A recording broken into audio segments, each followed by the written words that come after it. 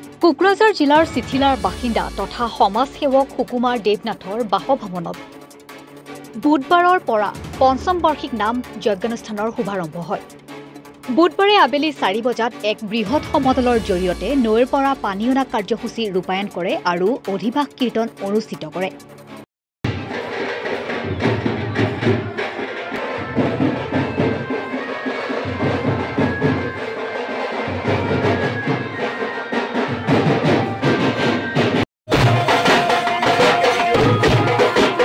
উক্ত নাম যজ্ঞানুষ্ঠানত অসম, পশ্চিমবংগ, ত্ৰিপুৰা আদি ৰাজ্যৰ নাম কীৰ্তন আৰু লীলা কীৰ্তনৰ দলক আমন্ত্ৰণ কৰিছে বুলি সমাজসেৱক সুকুমাৰ দেৱনাথে জানিবলৈ দিয়াৰ লগতে সকলো ভক্তপ্ৰাণ ৰাইজক উপস্থিত থাকি মহাপ্ৰভুৰ প্ৰসাদ গ্ৰহণ কৰিবলৈ আহ্বান জনায়। তেওঁ অনুষ্ঠান চলে এইবেলি শুভাৰম্ভ হল কি কয়?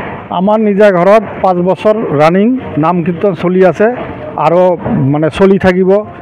আৰ কলকাতাৰ পৰা 3জন মান ভক্ত আহি আছে আৰ বিভিন্ন জায়গাৰ পৰাও আহি আছে। সিহঁতে আহি নাম কীৰ্তন কৰি মানুহক বুজাই দিব আৰু প্ৰসাদ লৈ যাব। আৰু ভক্তপ্ৰাণ ৰাইজক মানে আমন্ত্ৰণ কৰাৰ কাৰণে অনুৰোধ কৰিলোঁ।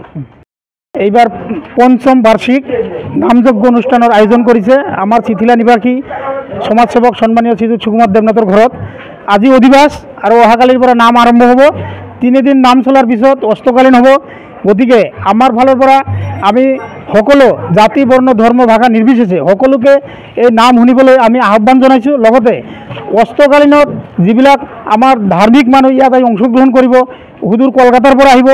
গতিকে আমাৰ ইয়াৰ যিমান মানুহ আছে সকলোকে আমি আহ্বান এইটোৱে জনাম, সকলোৱে যেন আহি আমাৰ এই আধ্যাত্মিক যি ধৰ্মৰ বিষয়ে সিহঁতে আমাক বাণীবিলাক শুনাব। এইবিলাক বস্তু আমাৰ শুনাৰ বিশেষ প্ৰয়োজন আছে, কাৰণ আমাৰ এই সনাতন ধৰ্মৰ যিবিলাক বস্তু আছে, বহুত বস্তু আমি হয়তো নাজানো। সেই নাজানা বস্তুবিলাক আমি সকলোৱে শুনি পেলাই আহৰণ কৰিম বুলি আমি সকলোৱে আশাবাদী। ধন্যবাদ। Bureau' report, Republican.